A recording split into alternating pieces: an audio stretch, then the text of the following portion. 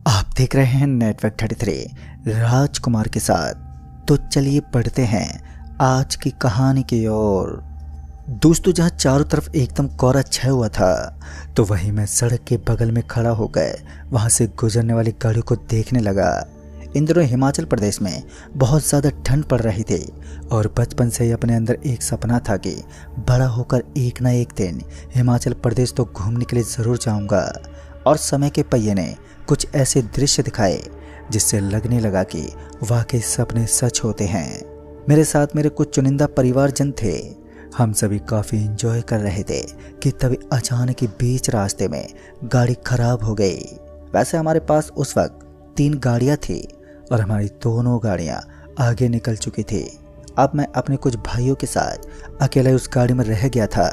गाड़ी खराब होने का कारण तो नहीं पता चला, लेकिन ड्राइवर साहब बोल रहे थे कि ठंड की वजह से इंजन बंद पड़ गया है, शायद कुछ देर के बाद ऑटोमेटिक स्टार्ट हो जाए।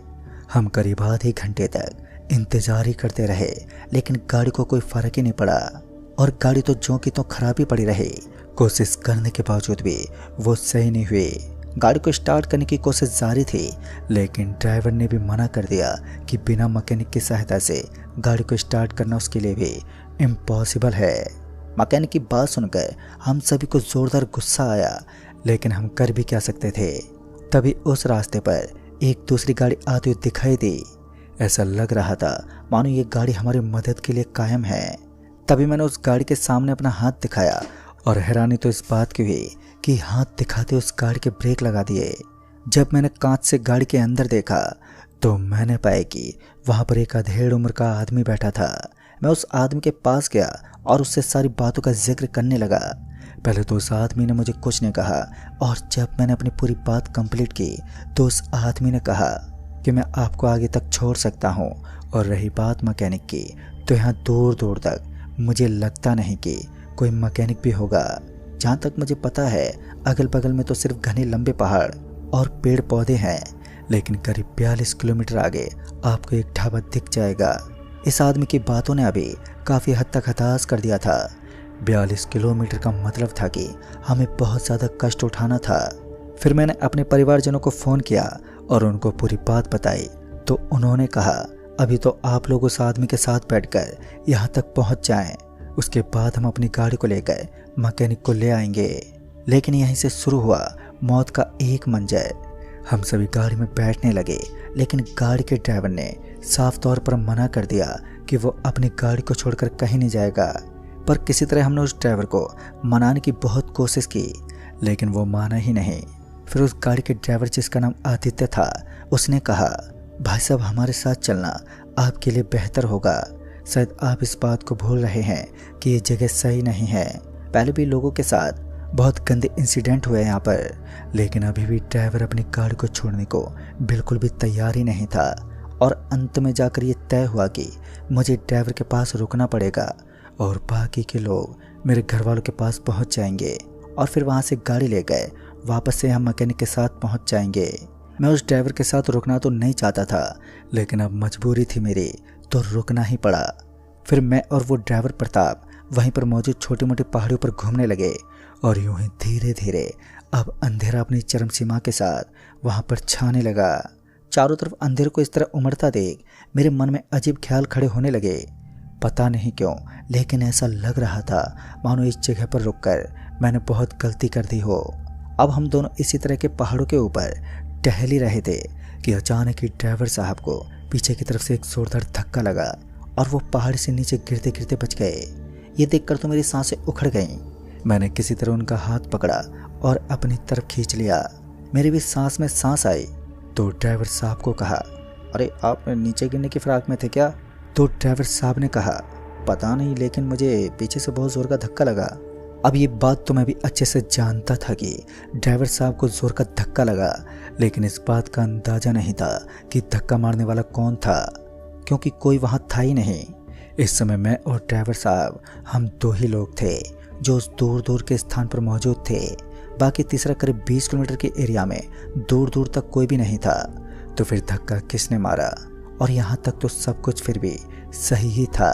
अचानक मुझे ऐसा महसूस हुआ मानो किसी ने मेरे सर में पत्थर से मारा हो और इसी बीच मेरे सर से अचानक ही खून टपकने लगा और खून के टपकने की वजह से मेरे दिमाग की नसों में अब पता नहीं क्यों लेकिन खलबली मचने लगी। ऐसा लग रहा था मानो मेरा सर फट जाएगा और मैं पागल हो जाऊंगा। हमारा दिमाग तो हिल गया था, लेकिन दूसरी तरफ ड्राइवर साहब मुझे संभालने लगे और उन्होंने कहा, यहाँ पर रुकना सही नहीं है, हमें गाड़ी के अंदर ही बैठ जाना चाहिए। और इतना बोलकर ड्राइवर साहब गाड़ी की तरफ चल पड़े।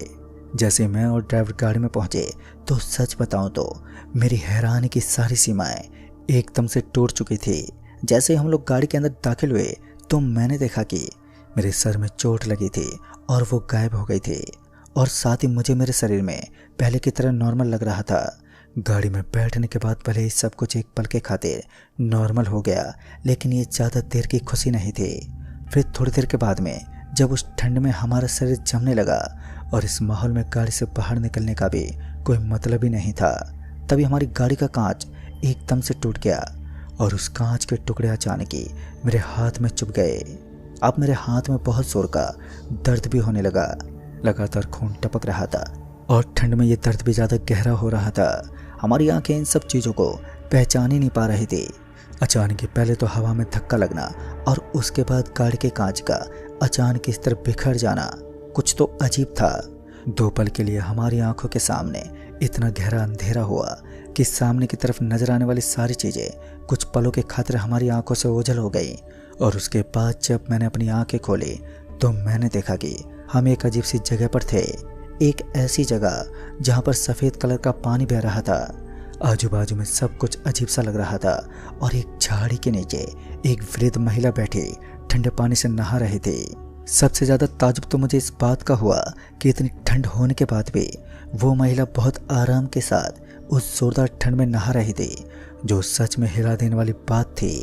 इसी बीच मैंने एक ऐसे खौफनाक मंजर को देखा जो मेरे दिल और दिमाग में एक जगह बनाकर बैठ गया। अब यहाँ से बचने का कोई तरीका भी नहीं दिख रहा था, और जब मैं गाड़ी से नीचे उतरने लगा तो मेरे पैर हवा में उठने लगे और ऐसा लग रहा था मानो मैं ज़मीन से संतुलन खो चुका हूँ और असल में कोई और ही स्थान है। मालूम तो ऐसे हो रहा था मानो कोई दूसरी दुनिया हो जिसके अंदर मौजूद ये सभी चीज़ें बहुत ही ज़्यादा अलग थी। गाड़ी से नीचे उतरने की भूल तो हम कतई नहीं कर सकते, मगर होने को कुछ और ही मंजूर था। गाड़ी का तापमान अब धीरे धीरे बहुत ज़्यादा ठंडा होने लगा। गाड़ी के अंदर इतनी ज़्यादा ठंड हो चुकी थी कि साइड मिरर भी बर्फ़ की छोटी सी चादर से ढकने लगे। जब मैंने गाड़ी से बाहर अपना हाथ निकाला तो मुझे अच्छा लगा। इसी बीच ना चाहते हुए भी गाड़ी से मैं नीचे उतर गया और ड्राइवर को भी ये करना पड़ा। हमें सामने एक रास्ता दिख रहा था। ड्राइवर ने मेरा हाथ पकड़ लिया था कि अब जो भी खतरा हो हम उसका डटकर सामना कर सके, और फिर हम अपने कदमों को पटकते हुए आगे की तरफ बढ़ने लगे। हमें ये बात अच्छी तरह मालूम थी कि चाहे हम मनचानी कोशिश कर लें, लेकिन यहाँ से निकलना इतना आसान नहीं है। और दूसरी तरफ ड्राइवर साहब मानो इनके बारे में पहले से ही जानता था। वो हर एक चीज़ को बहुत अच्छे से समझ रहा था। ड्राइवर की एक एक हरकत से ऐसा लग रहा था मानो वो इन सब चीज़ों को पहले ही पहचान चुका हो। ड्राइवर ने अपना हाथ का इशारा करते हुए मुझे एक रास्ता दिखाया। वो रास्ता झाड़ियों के बीचों बीच से गुजर रहा था, जिससे साफ जाहिर हो रहा था कि यह एक खुफिया रास्ता है। मुझे नहीं पता पर ड्राइवर को ये सब कैसे पता था, लेकिन ड्राइवर का सारा दिमाग उस समय धरा का धरा रह गया जब हमारे पांव तले मौजूद ज़मीन फटने लगी। हमारी बॉडी का लगभग आधा हिस्सा ज़मीन के अंदर ही समाहित हो गया था। जैसे जैसे हम नीचे धंस रहे थे तो ऐसा लग रहा था मानो हम किसी दलदल की गहराइयों में जा रहे हैं।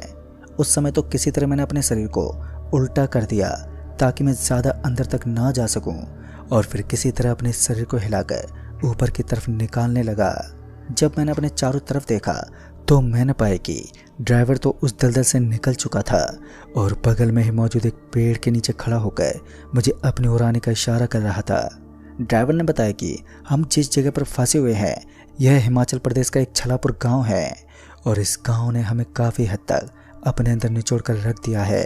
और अगर अब हमें यहाँ से जिंदा बचना है तो सबसे पहले महत्वपूर्ण होगा बस किसी तरह इस रास्ते को पार कर लें, या तो हम इस रास्ते को पार करते वक्त अपनी जान गंवा देंगे या फिर हमेशा हमेशा के लिए इस माया जाल से बाहर निकल जाएंगे।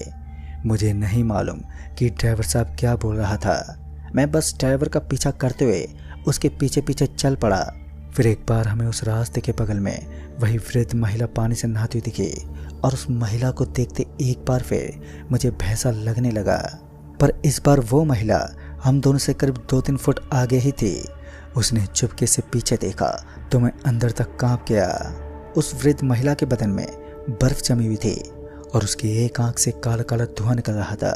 जहां मैं उसे देखकर पीछे खिसकने लगा तो वहीं उस औरत ने कहा, चिंता मत करो, मैं तुम्हें नुकसान पहुंचाने के इरादे से नहीं आई हूँ।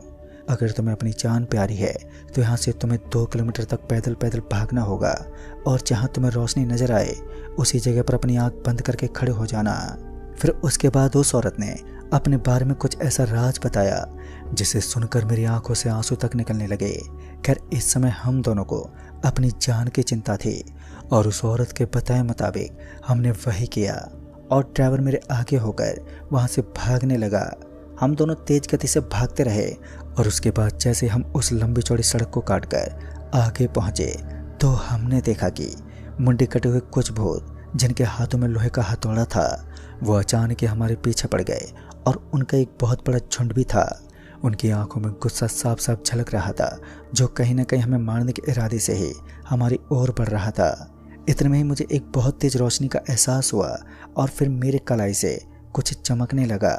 एक पल के लिए मैंने अपनी कलाई की तरफ देखा तो मैंने पाया कि मेरी कलाई में माँ काली का जो ताबीज बंधा हुआ था वह अचानक ही चमक रहा था और सामने से वो तेज रोशनी उस धागे पर पड़कर एक अलग ही दृश्य का उत्साह बना रही थी।